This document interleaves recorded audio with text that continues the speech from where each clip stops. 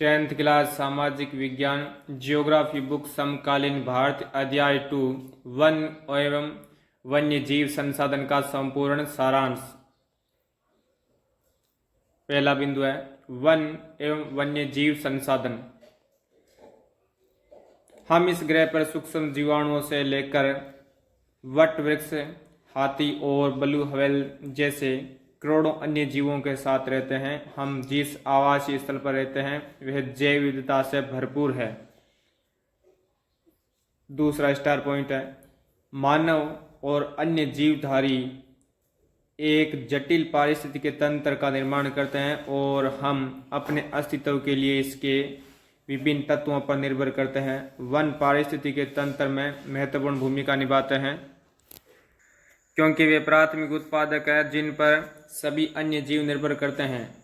अगला पॉइंट है वन्य जीवन और कृषि में भी अत्यधिक जैव विविधता पाई जाती है। ये सभी आकार और कार्य में भिन्न होते हुए भी एक जटिल तंत्र द्वारा आपस में जुड़े हुए हैं।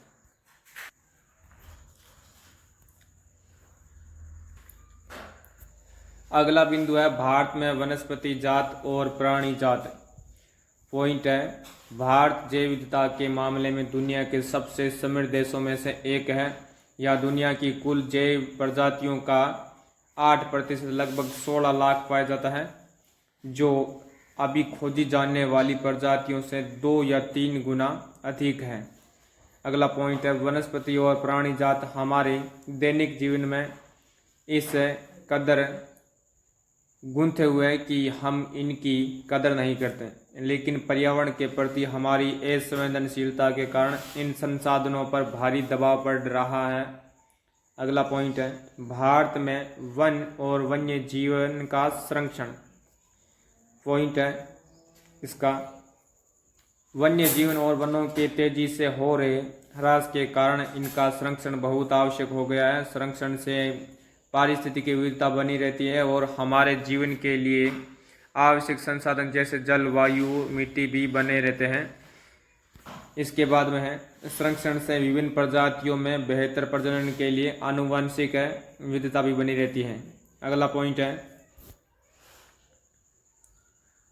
1960 और 70 के दशक में पर्यावरण संरक्षकों ने राष्ट्रीय वन्य जीव सुरक्षा कार्यक्रम की मांग की, जिसके बाद 1972 में भारतीय वन्य जीव संरक्षण रक्षण अधिनियम लागू किया गया।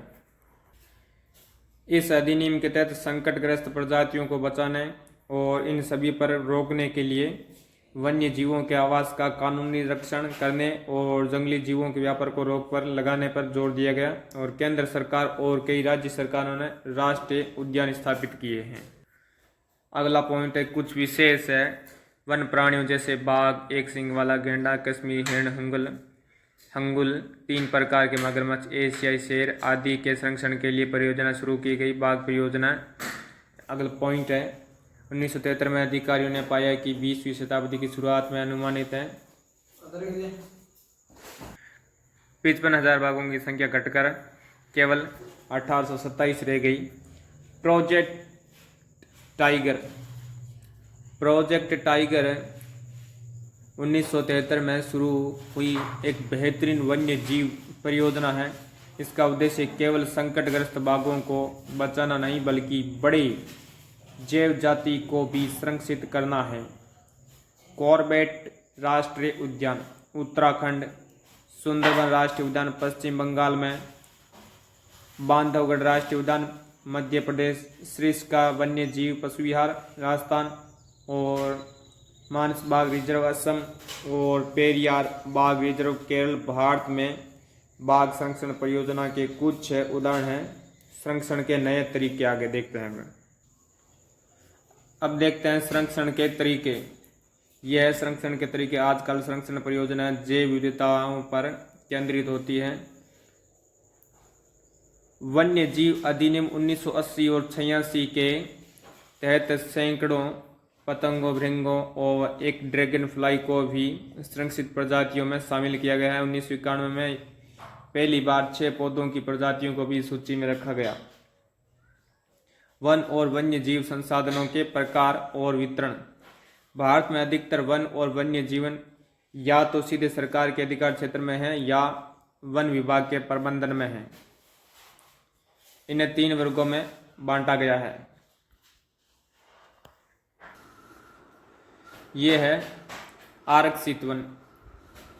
आरक्षित वन देश के आधे से अधिक वन क्षेत्र आरक्षित वन घोषित किए गए हैं। ये वन और वन्य प्राणियों के संरक्षण की दृष्टि से सबसे मूल्यवान माना जाता है। दूसरा, आरक्षित वन देश के कुल वन क्षेत्र का 1/3 हिस्सा रक्षित है और इन वनों को और अधिक नष्ट होने से बचाने के लिए इनकी सुरक्षा की जाती है।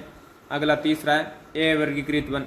अन्य सभी प्रकार के वन और बंजर भूमि जो सरकार, व्यक्तियों, समुदायों के स्वामित्व में होते हैं उन्हें अवर्गीकृत वन कहा जाता है। मध्य प्रदेश में स्थायी वनों के तहत सबसे अधिक क्षेत्र है जो राज्य के कुल वन क्षेत्र का 75% है। पूर्वोत्तर के सभी राज्यों और गुजरात में अधिकतर वन क्षेत्र अवर्गीकृत वन है और स्थानीय समुदायों के प्रबंधन में है। अगला बिंदु है समुदाय और वन संरक्षण। वन संरक्षण की नीतियां भारत में कोई नई बात नहीं है। कुछ क्षेत्रों में स्थानीय समुदाय सरकारी अधिकारियों के साथ मिलकर अपने आवासीय स्थलों के संरक्षण में लगे हुए हैं। जैसे राजस्थान के सरिस्का बाग रिजर्व में गांवों के लोग खनन कार्य बंद करवाने के लिए संघर्षरत हैं और अलवर जिले के 5 गांवों के लोगों ने एक 1200 हेक्टेयर वन भूमि को इस टाइप से उन्होंने ये नाम दिया है, जिसके अपने नियम कानून है जो इन पर कंट्रोल करता है सबको। प्रकृति की पूजा एक पुराना जनजाति विश्वास है जिसके कारण कई वनों को पवित्र पेड़ों के झुरमुट देवी देवताओं के वन के रूप में बचाया जाता है। छोटा नागपुर क्षेत्र में मुंडा और संथाल जनजातियां महुआ और कदम्बे के पेड़ों की पूजा करती हैं।